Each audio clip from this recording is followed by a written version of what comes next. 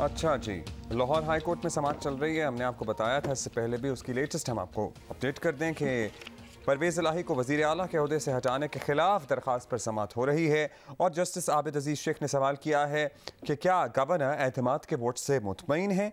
और वकील गवर्नर पंजाब ने यह कहा है कि एतमाद के वोट के रिकॉर्ड को अदालती रिकॉर्ड का हिस्सा बना देना चाहिए। जस्टिस आबिद अजीज़ शेख ने बैरिस्टर अली ज़फ़र से सवाल किया कि अली ज़फ़र साहब आप क्या कहेंगे इस पर। मज़ीद जस्टिस आबिद अजीज़ शेख की तरफ से सवाल किया गया कि फ्लोर टेस्ट हो गया है, क्या अब इस दरख्वास्त की समाअत पर जोर देंगे। बैरिस्टर अली ज़फ़र ने जवाब दिया कि मैं इस नुक्ते पर ब्रीफ दलाल देना चाहता हूँ। गवर्नर को वजूहात बयान करना चाहिए थी, हमारे पास वोट मौजूद हैं। बैरिस्टर अली ज़फ़र ने मज़ीद कहा कि मामला उसूल का है, उनकी तरफ से वजूहात आनी चाहिए थी। बैरिस्टर अली ज़फ़र ने मज़ीद कहा कि बज़ाहिर तो दरख्वास्त गैर मौसर हो गई है, लेकिन गवर्नर का नोटिफिकेशन कानून के मुताबिक नहीं था।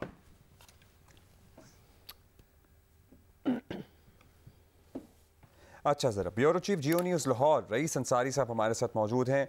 उनसे ज़रा मालूम करते हैं कि कल रात जहां ये मामला जाकर सेटल हुआ है, उसके बाद भी क्या मेल मुलाकातें, कोई सलाह मशवरा हुआ है, क्या आगे का लाहे अमल होगा। बहुत शुक्रिया रईस साहब। रईस साहब, वज़ीर आला पंजाब एतमाद का वोट हासिल करने में कामयाब हो गए हैं। आपने पहले भी बताया था कि आपकी इन्फॉर्मेशन के मुताबिक उनके नंबर पूरे हैं, तो फिर ये कॉन्फिडेंस मुस्लिम लीग नून को कहाँ से आ रहा था, पर्टिकुलरली PDM की जमातों को, कि वो कुछ तब्दीली ला सकते हैं पंजाब के ऐवान में। बिल्कुल, जो कल पंजाब असम्बली में सिलसिला शुरू हुआ और पंजाब असम्बली में ये कार्रवाई शुरू हुई, तो कल जो तहरीक इंसाफ थे वो पूरे पुरतमाद नजर आ रहे थे कि हम आज एतमाद का वोट ले लेंगे।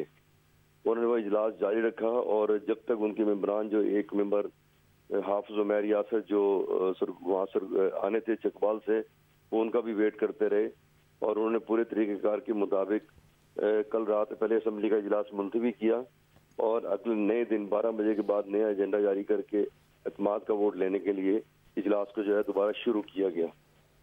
अब इजलास जब शुरू हुआ है तो उसमें ऑपोजिशन जो थी वो कहते थे कि शो ऑफ हैंड करें, लेकिन आमतौर पर तरीक़ाकार जो है जो स्पीकर के चुनाव का होता है उसमें शो ऑफ हैंड कभी भी नहीं हुआ। शो ऑफ हैंड होता है जब कोई बिल पास हो तो उसमें शो ऑफ हैंड होता है, जिसमें अगर अक्सरियत जिसकी ज्यादा हो बिल के हक में तो आइज हैव इट कहकर वो उसको बिल पास कर दिया जाता है। लेकिन स्पीकर ने इसमें वही तरीका पूरा किया जो तरीका है। पहले उन्होंने 5 मिनट के लिए घंटियां बजाई कि जो लोग बाहर है वो ऐवान के अंदर आ जाएं।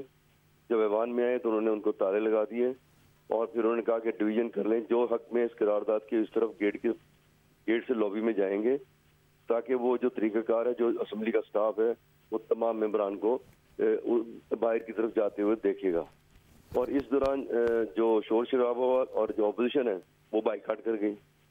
जब अपोजिशन ने बाइकाट किया तो उसके बाद रिजल्ट अनाउंस कर दिया गया। अब रिजल्ट अनाउंस कर दिया, जो स्पीकर किया उसकी रूलिंग फाइनल है। अब रूलिंग फाइनल हो गई। जो अब्दुल्ला साहब ने पूछा कि अब आगे होने क्या जा रहा है। हाँ, जो रात एक और मामला हुआ था जो हमारी भी इत्तला में था कि जब उस वक्त पार्लिमानी पार्टी का तहरीक इंसाफ का इजलास हो रहा था, उस वक्त वहाँ जो हाजिरी लगी वो 181 की थी। उसके बाद परवेज इलाही साहब आए, 182 हो गए।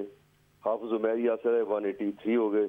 तो हमारी जो ज़राइर इत्तला थी 183-84 की थी, तो उसमें 184 हो गए और एक वोट जो आज़ाद वोट जो नून लीग के साथ था बिलाल बड़ाइच का, वो इनके साथ आगे मिल गए तो 184 हो चुके थे। तो इसलिए वो ये कह लें 184 भी उस वक्त हुए तो जो जितनी कोशिशें और दावे कर रहे थे अपना नून लीग, तो वो तो उनकी कामयाब नहीं हो सके, क्योंकि जो मोमना वहीद है वो कहती थी कि 25 और अरकान है जो यहाँ पर नहीं आएंगे, तो वो भी दावे गलत हो गए। तमाम के तमाम 25 तो नहीं मिस हुए। जो पहले दोस्त मोहम्मद मजारी और एक वो लियाकतपुर रहीम खान के मसूद साहब है वो, और एक मोमना वहीद, ये 3-4 लोग तो पहले भी मिस है शुरू से, तो वो उनके साथ पहले भी नहीं चले थे।